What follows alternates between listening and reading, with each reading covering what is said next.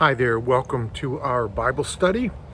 This summer I'm doing a series called Summer Topics. Our very first one was the issue of life after death.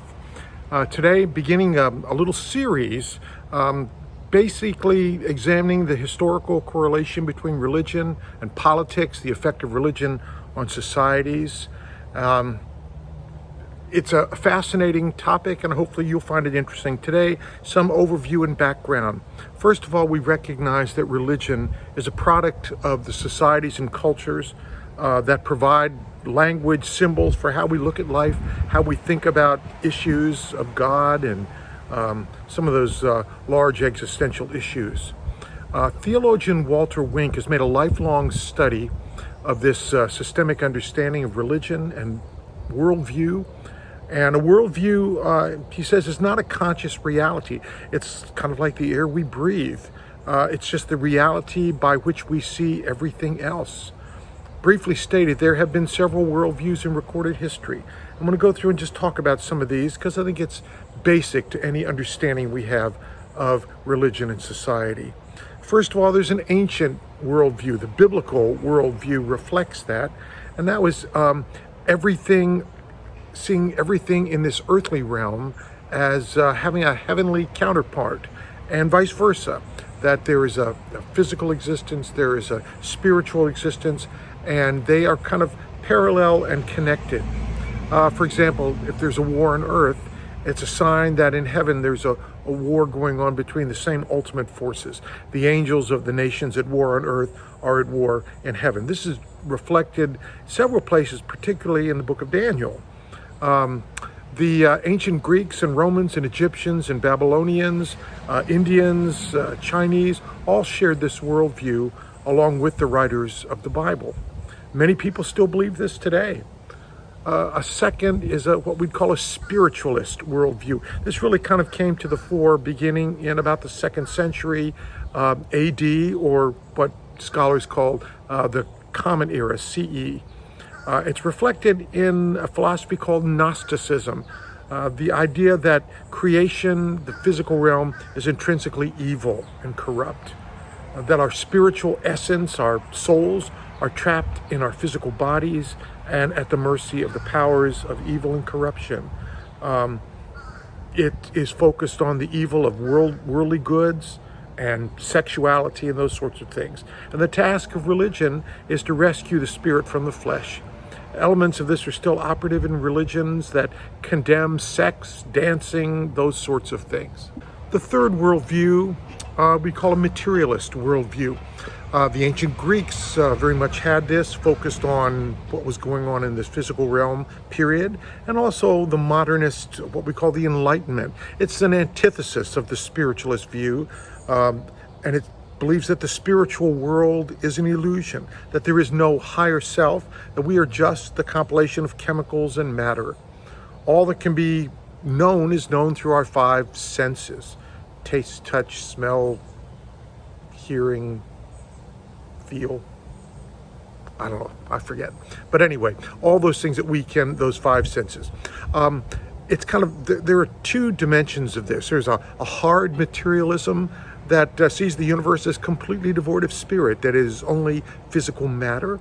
And then there's a kind of a softer materialism that's associated with consumerism, self-gratification, that there are emotional, quasi-spiritual dimensions of life, but there is really an absence of spiritual value. And a lot of that undergirds modern scholarship and kind of a moral relativism, that we just create our own values ourselves. They're neither good nor bad intrinsically, but it's what we make of them. Modern societies are pretty well steeped in this soft materialism. Academic institutions, universities are pretty much based on that. And it's identified with the scientific viewpoint. All right. Then a fourth is a theological worldview, which is a reaction to materialism, a lot of reactivity. That there is a spiritual realm, but it is unknowable through our senses, but it's postulated. It can't be proven or disproven. You can believe in it through faith, and that's about as best you can do. Science, it's reflected in this phrase, Science tells us how the world was created. Religion tells us why. A lot of seminaries have taught this, that there's a split between science and theology, and they operate in very different worlds. There's a loss in this approach of a sense of unity between heaven and earth. They're completely separate and disconnected. And finally, fifth, there's what Walter Wink calls the integral worldview, or kind of an integrated worldview, except it's not integrated from being disintegrated. It is just integral from the beginning. And it reflects a new physics, new liberation feminist theologies, Jungian philosophy, Jungian archetypes, process philosophy and theology, and many Native American and other indigenous religions. That spirit is at the core of everything. Heaven is not up there, heaven is in. God is in all things. A word that is used to describe this is panentheism. Now, this is not pantheism. Pantheism says that everything is God. Panentheism says that everything reveals God. Spirit is at the heart of all matter and all institution and all people.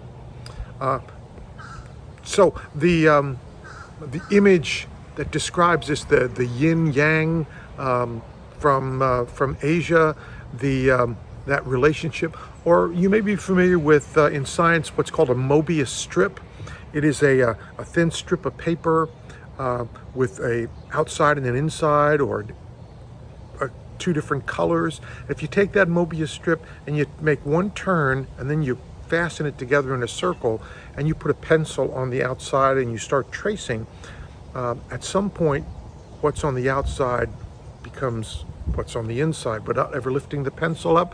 And so that kind of illustrates the idea that spirit and matter move in and out of each other seamlessly, that they are integrally connected. So we may be living in the first generation or generations in human history to be able to decide what kind of worldview we choose. We will be able to decide which worldview reflects how we perceive the world around us. We often use the language of the old paradigms because we don't have better language or imagery to use. For example, we talk about the kingdom of God, even though most of us have no relation really to a kingdom, and in our modern world, kingdoms are just not part of our experience. But that's an old language because it recognizes the sovereignty of God and the reality of this existence. But we continue to search for new images, new language. Experiments in gender inclusive language are efforts to move in that direction. We have a ways to go. How we talk about evil, the devil, demons, apocalyptic language comes out of an ancient worldview, and in our modern, more scientific approach, we may need to reinterpret it in order to speak to our more modern worldview. So anyway, I hope that was helpful, that in our world today, there are many worldviews represented. Within the church, there are many. If you've spent much time with me in a worship service or a class, you know that I'm consistently trying to move back and forth to explain what this means in terms of this more integral worldview, which is a view that really reflects my understanding of reality more and more. Okay, so religion, philosophy, and its role in societies and history has everything to do with worldview, what you expect, what you look for, how you interpret reality. So if we go way back in recorded history, one of the earliest known civilizations was the Indus Valley civilization in present-day India, between about 3000 BC and maybe 1500 BC. We talk about Hindu, which comes from Indus, but Hindu is actually a Persian word, strangely enough, and refers to the culture that we call India. The indigenous people there practice what they call Sanatana Dharma, which means eternal religion. But it was not homogeneous, it was very heterogeneous, very widely scattered, and not really a religion. but it encompassed all of Hindu life, the arts, music, medicine, everything, relationships. The forehead markings often that people wear in that part of the world reflected devotion to certain gods and goddesses. Very much a polytheistic idea. The Indus Valley culture was a peaceful culture with very few weapons, at least according to some of the archaeological explorations. They were agricultural with an emphasis on ritual purity, baths, bathing, but not for hygiene, but for ritual bathing. We see this with the ancient Israelites as well. Also, fertility rituals, sexuality, the reproductive power of women, goddess worship. Often in these cultures, the most powerful of the gods were goddesses because of the power that women possessed for reproduction. Also reflected an early practice of yoga and a worship of the god Shiva. Okay, nomadic culture from the Middle East, called the Aryans, took over the Indus Valley and established a form of a caste system and a language, which was an early form of Sanskrit. This was probably around 1500. What else was going on in the world? That was the time near the end of the patriarchal age, and probably while the Hebrew people were in slavery in Egypt, a little before Moses, that kind of time. They understood the concept of Veda, which was wisdom. And the Veda was written and oral. It was an early oral tradition of liturgy, songs, and ritual language, and a lot of that was written down finally. What we call Hinduism today tended to absorb all these different cultures, including the Aryans that came into India. Whether they came in violently or peacefully, they were kind of absorbed. And that's a unique nature of the Hindu approach. And then a very important change happened between about 800 and 200 BC, something called the Axial Age, A-X-I-A-L. The Axial Age brought great change around the world. Really amazingly, in a lot of different cultures that were not connected because communication was not the same as we have today. But these changes happen all around the world. And the Axial Age was characterized by reflection on and examination of human life, reflecting on our existence, the ideas of life after death, personal enlightenment and transformation as a goal of life. There were similar shifts in other cultures and religions all around the same time. In Greece, you had Socrates and Plato, the Golden Age. In China, Confucius, the Tao philosophers. In Mesopotamia, you had Persian Zoroastrianism. In Israel, you had the exilic and post-exilic prophets. That is, people like 2nd and 3rd Isaiah, Jeremiah, Micah, and then the post-exilic prophets. Christianity, of course, grew out of that, and finally, Islam grew out of Christianity and Judaism in many ways. And then you had classical Hinduism and its emphasis on the transmigration of the soul, what we call reincarnation, the image of samsara, which was the wheel of life, the drudgery that,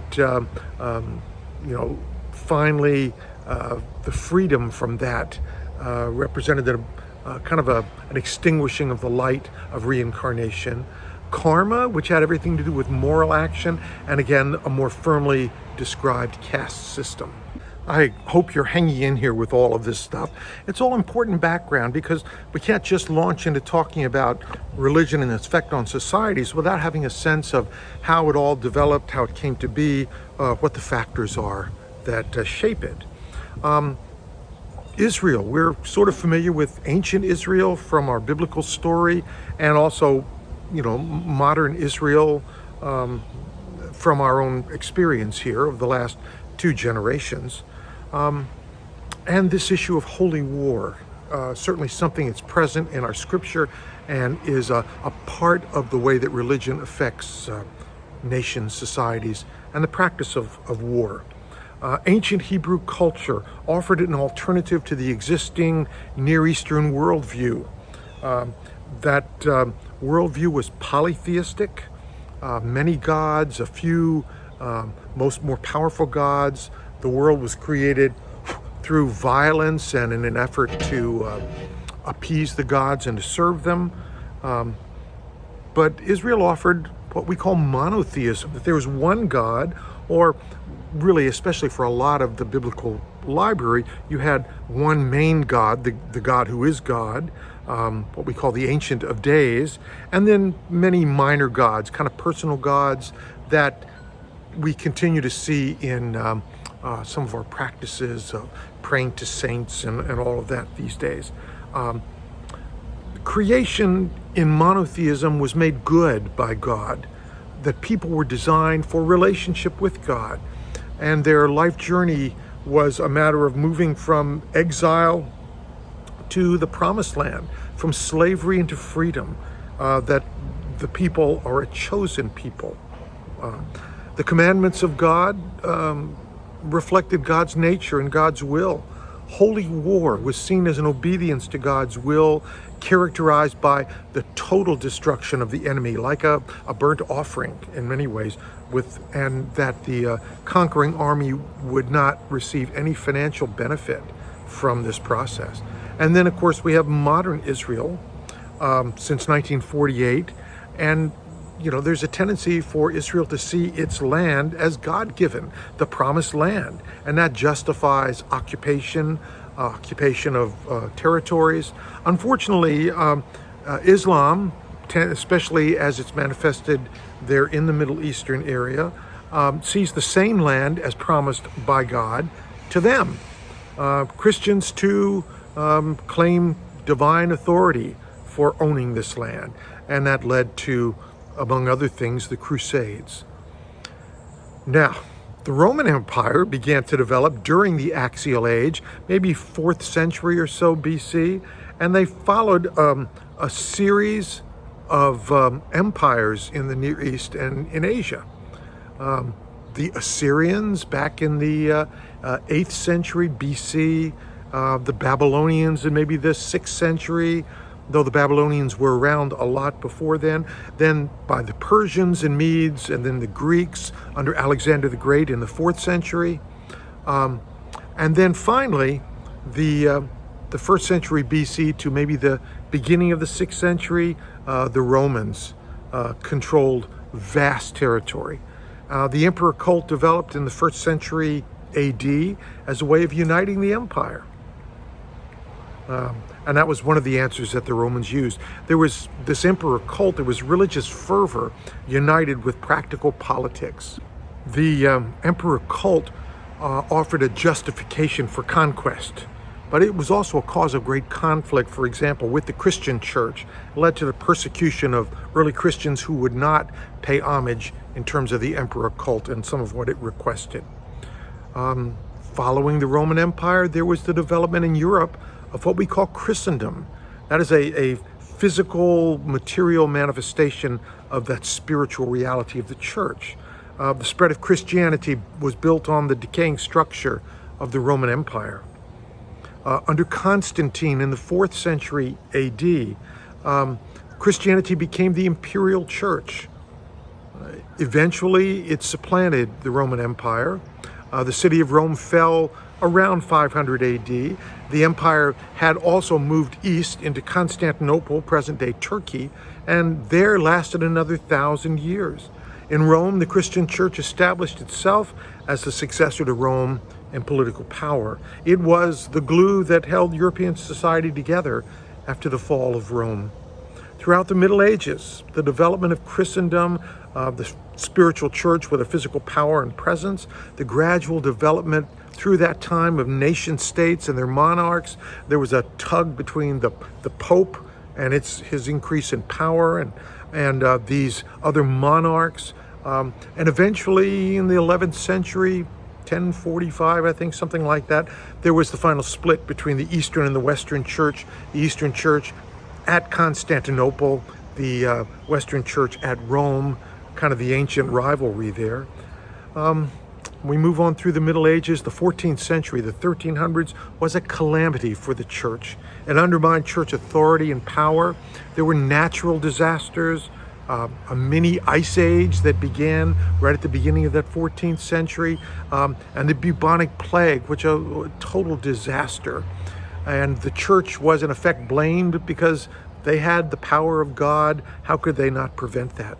Then there were political disasters too. The 100 Years' War with England and France just wreaked havoc, used up so much money, and then there was a papal schism in which there was at one point 2 and maybe even 3 popes, each claiming to be the undisputable vicar of Christ.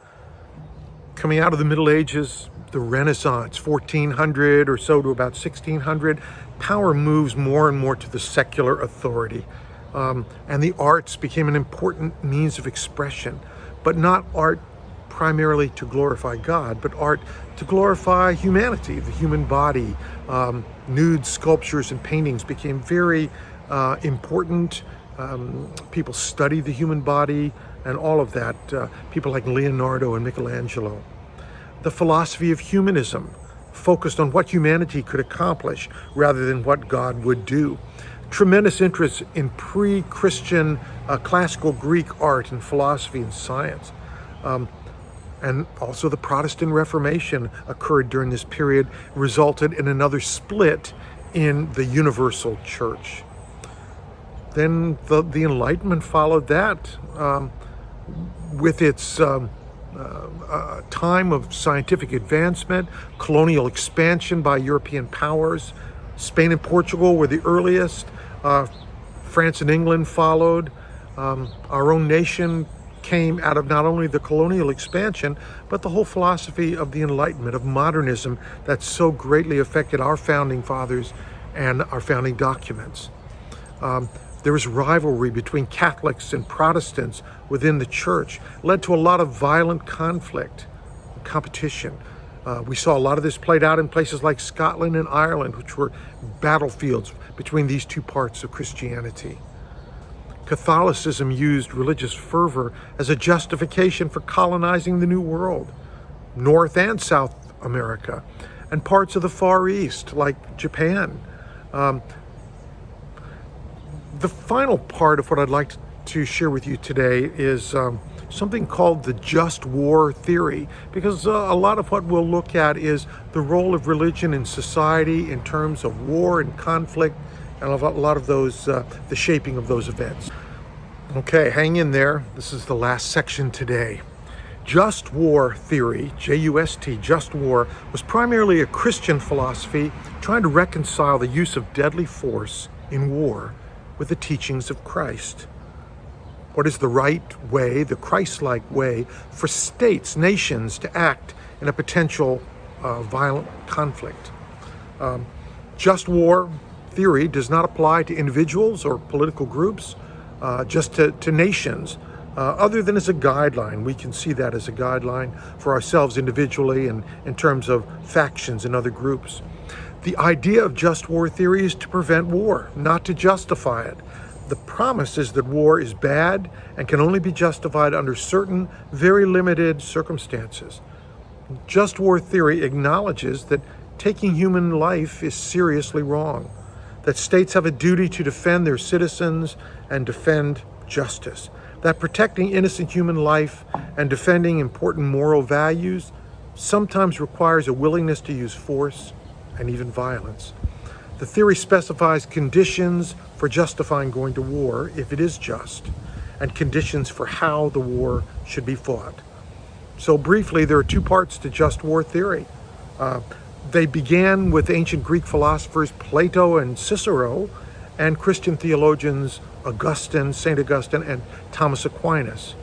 The first is called jus ad bellum, J-U-S-A-D-B-E-L-L-U-M, jus ad bellum, and that is dealing with the conditions under which the use of military force would be justified. Going to war, how can you justify it? And then jus in bello, how to conduct a war once you're in it in an ethical manner. And I think that'll do it for today. That's a lot of material. We'll continue a little more up to date, the development of Islam and the empires there, and move forward with our topics. So thank you so much. Hang in there, and I look forward to going through these topics. And if you have any more topics that you would like to include in our summer topic series, let me know. Thanks so much. Bye-bye.